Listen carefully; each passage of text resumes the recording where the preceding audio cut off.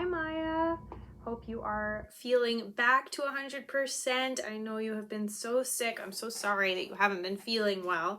Hopefully you are feeling much better now, and I'm looking forward to seeing you next week. So for the next week of our practice, we have just a couple of new things to include, and we are good to go. All of your videos looked super good, especially Bravery at Sea. I am so impressed. We've got the whole thing hands together already, which is awesome. So to start, I want to just review our theory page that we had, just in case we haven't had a chance to get to this yet. That's fine. We're going to do it for next week. And we were working on page 5, which is a lot of our flat signs, right? So remember, this is just getting some practice with labeling our flats on flat notes. So at the beginning section, on section number 10, they've already given you the notes and the flat symbol. You just have to name them.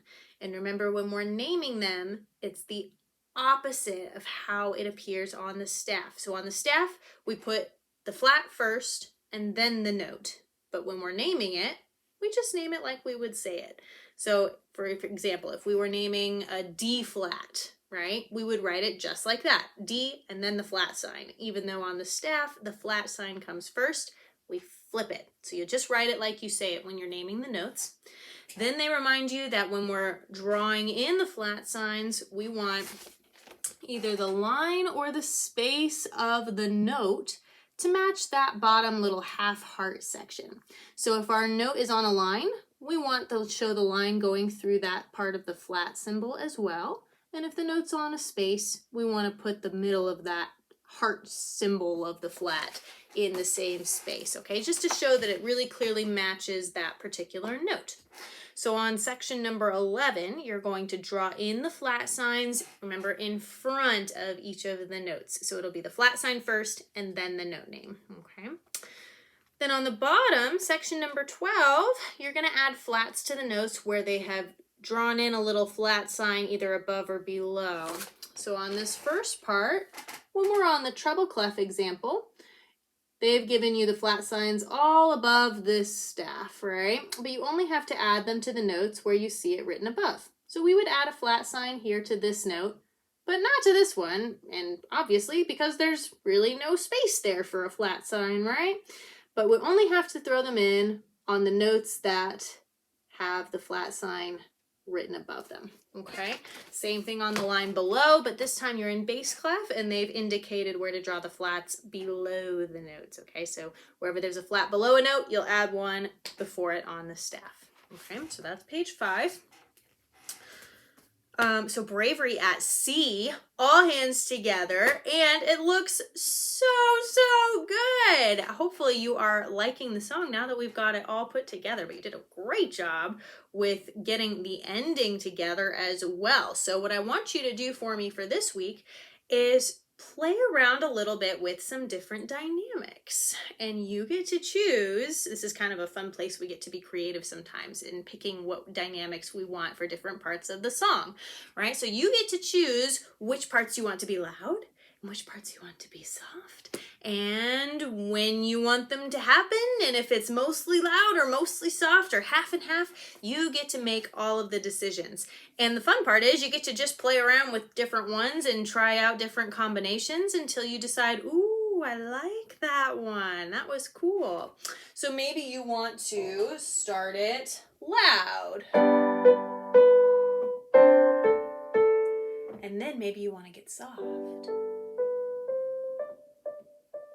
Or maybe you want to do the opposite. Maybe you start loud, or sorry, start loud. No, maybe you start soft. And then at the end, we get nice and strong, right? You can break it up into as many different combinations as you want, but I want you to play around with some different volumes this week, okay? Until we find something that we really like for the song. Now your D inversions also looked great. I know we've had a little bit of trouble, especially with that second chord, right? The first one in that normal root position that we're comfortable with is pretty easy sometimes, I think, to remember. But once we start moving the notes around in different orders, it gets a little bit tricky. So what I'd like to do is actually take a break from our D inversions this week, because our root position and first inversion chords, they're looking awesome. But before we go any further with that, I want us to actually work a little bit more on remembering which chords are which. And that way we just have one of each kind of chord, right? If we're going to work on a C chord, let me bring you over here. If I'm going to play a C chord, this is going to not be the clear. Okay, here we go. There we go. Okay. Sorry, a lot of things in the balance here. So if I'm playing a C chord, it's just going to be C, E, G, right? Easy breezy. And then if I'm going to play a D chord, we'll just keep D as that bottom note. So D, F sharp, and A, right? If I want to play an F chord, easy, right? F, A, C. So my bottom note is always that first note of the scale or the chord. And then a G chord would be G, B, D, right? And we're just going to start with those 4 chords for this week. A C chord, and then a D chord with that F sharp in the middle, and then an F chord, and a G chord. Okay, so we're going to try out those 4 chords for this week, and I'm going to see if we can remember them all when you come in on Friday next week. And then we're going to maybe try out some different exercises with them, but they're not really exercises. It's more like if we want to do any songwriting with them, or if we want to try them in different combinations, or come up with our own stuff, or just play around for fun, right? So that's never a bad thing, right? So we'll start with those 4 chords for this week, and I just want you to practice playing through them so that if I say, okay, Maya, can you play a G chord for me? You know exactly where to go, all right? So we'll try that out for this week and play around a little bit with that next time. Now for my secret place, we just had that first line for right hand, and it is looking great. So remember, this is kind of an interesting piece because it's called mirror music, which means both hands are always going to be playing the same finger at the same time. So you never have to worry about different fingers going in different directions or at different times between your 2 hands. So what we'll do for this week is we'll also take a look at what the left hand is doing. And remember, it'll be exactly the same finger numbers as the right hand, but we'll just start with it by itself. So for left hand, you're going to be starting 2 G's below middle C with your pinky. Make sure this is loud enough here. Actually hear it. Okay. So when we go through this, I'm going to play through the left hand part so that way you can make sure that when you practice it at home, you have something to check if you're not sure if you're getting the notes right. And that'll give you an idea of what it's supposed to sound like, okay? So your left hand starts on that low G, right? And it's going to sound like this. I'm going to go 1, 2, 3, 4.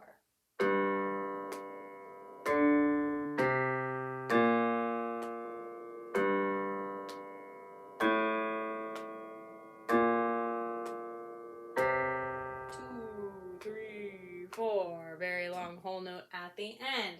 Now you'll notice your third finger gets to play some flat notes. You'll actually be up on the B flat there. So let me bring this over now, and I will do that one more time and show you what that looks like. Ignore the mess behind me on the floor. Let's see. Am I here? Yes. Okay, awesome. Here we go. We'll do 1, 2, 3, 4.